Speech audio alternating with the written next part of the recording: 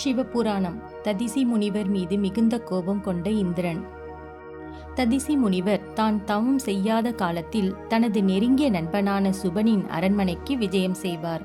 பின்பு சுபனும் ததிசி முனிவரும் பலவிதமான செயல்கள் மற்றும் விஷயங்களை குறித்து காலம் மறந்து உரையாடுவார்கள்.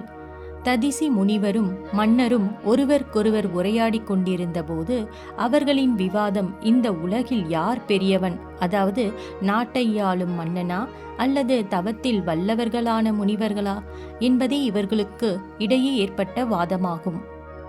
தன்னுடைய ராஜ்யத்தில் உள்ள மக்களை தன்னுடைய சத்திரிய பலத்தால் காத்து எவரையும் தன்னுடைய படைபலத்தால் ஆட்டி படைக்கும் வல்லமை உடையவர்களுக்கும் யாசகம் கேட்டு வருவோர்களுக்கும் அந்தணர்களுக்கும் தேவையான உதவியை அளித்து பாதுகாத்து வருபவர்கள் மன்னர்கள். ஒரு அரசன் தங்களது கடமையை செய்யாவிட்டால் முனிவர்கள் மற்றும் அந்தணர்கள் வாழ்க்கை என்பது நெறிப்பட இருக்காது. எனவே முனிவர்கள் அனைவரும் அரசனை நம்பியே வாழ வேண்டும் என்றும் அவர்கள் அரசனை பூஜித்து அவர்களை யாசித்தே வாழ வேண்டும் என்றும் முனிவர் வாழும் பகுதியை உள்ளடக்கி பகுதியின் வேந்தனான சுபன் முனிவரிடம் கூறினான்.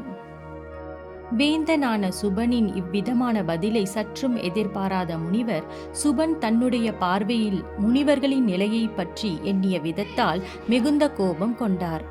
இறைவனுக்கு விருப்பமான மந்திரங்கள் மற்றும் தவத்தை என்னை போன்ற முனிவர்களால் மட்டுமே செய்ய இயலும் என்றும் அந்தணர்களால் வளர்க்கப்படும் யாகத்தால் கிடைக்கும் இறை அருளை கொண்டே நாடுகள் வளம் அடைகின்றன, அதனாலேயே அரசர்களும் செல்வ வளம் பெறுகின்றார்கள் என்றார் ததிசி முனிவர்.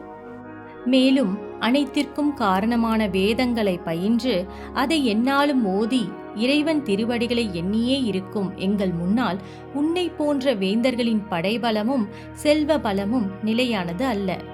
என்னை போன்ற முனிவர்கள் உன்னை போன்ற மன்னர்களை அண்டி வாழ்வதா? ஞானத்தில் முதிர்ச்சி பெற்ற முனிவர்களை பூஜித்து அவர்களின் அருளை பெற்றால்தான் உன்னை போன்ற அரசர்கள் ராஜ்ய பரிபாலம் செய்ய இயலும் என்று சினத்துடன் உரைத்து தனது கரத்தினால் அரசனான சுபனின் தலையில் ஓங்கி அடித்தார். தன்னிடம் யாசகம் பெற்று வாழ்க்கை நடத்தும் ஒரு ஏழை முனிவர் இந்த பார்ப்புகழ் போற்றும் வல்லமை கொண்ட வேந்தனை அடிப்பதா என்று சினம் கொண்ட சுபன், தன்னுடைய வாழ்வை மற்றவர்களிடம் யாசகம் பெற்று நடத்தி வரும் உனக்கு இவ்வளவு அகந்தையா? இந்த நொடியில் உன்னை என்ன செய்கிறேன் பார் என்று கூறி தனது வஜ்ராயுதத்தை கொண்டு முனிவரை தாக்கினார். சுபனின் இந்த வித தாக்குதலை சற்றும் எதிர்பாராத ததிசி முனிவர் வஜ்ராயுதத்தின் ஒளிப்பிழமானது முனிவரின் மார்பை தாக்கியதும் அதனால் ஏற்பட்ட வலியினை தாங்க இயலாமல் அவ்விடத்திலேயே இரத்தம் உமிழ்ந்து சுய நினைவின்றி மயக்கம் அடைந்தார்.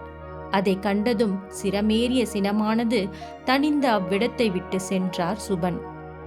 சிறிது நேரம் கழித்து சுயநினைவிற்கு வந்த ததிசி முனிவர் வஜ்ராயுதத்தால் ஏற்பட்ட தாக்குதலால் பலத்த காயம் அடைந்திருந்தாலும் மன உறுதியுடன் எழுந்து மிகுந்த சினத்துடன் அரண்மனையை விட்டு வெளியேறி தவம் புரிவதற்காக வனத்திற்கு விரைந்து சென்றார்.